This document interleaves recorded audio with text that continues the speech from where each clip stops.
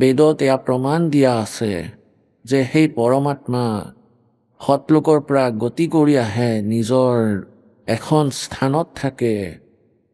ওপৰৰ সত্যলোকত, তাৰ পৰা স্বয়ং গতি কৰি আহে, পাতল তেজপুঞ্জৰ এক অন্য শৰীৰ ধাৰণ কৰে, যি কম পোহৰৰ হয় আৰু ভাল আত্মাসকলৰ সৈতে সাক্ষাৎ কৰে, যিসকল দৃঢ় ভক্ত হয়। আকৌ সেই দৃঢ় ভক্তক পাছত নিজৰ স্থিতিৰ সৈতে পৰিচিত কৰোৱাই তেওঁক পুনৰাই ইয়াত আনি এৰি দিয়ে। পাছত সেই ভক্ত আৰু লগতে পৰমাত্মা বাৰে বাৰে আহি যেনেকৈ 120 বৰ্ষলৈকে পৰমেশ্বৰে এজন মনুষ্যৰ দৰে জীৱন নিৰ্বাহ কৰি ইয়াত ভাৰতবৰ্ষত অৰ্থাৎ পৃথিৱীলোকত আছিলে, সেই সময়ত তেখেতেও এই গুণগান কৰিছিলে, নিজৰ মহিমা নিজেই কৈছিলে এজন দাস হৈ, এজন সন্ত ভগত হৈ নিজৰ মহিমা বৰ্ণনা কৰিছিল।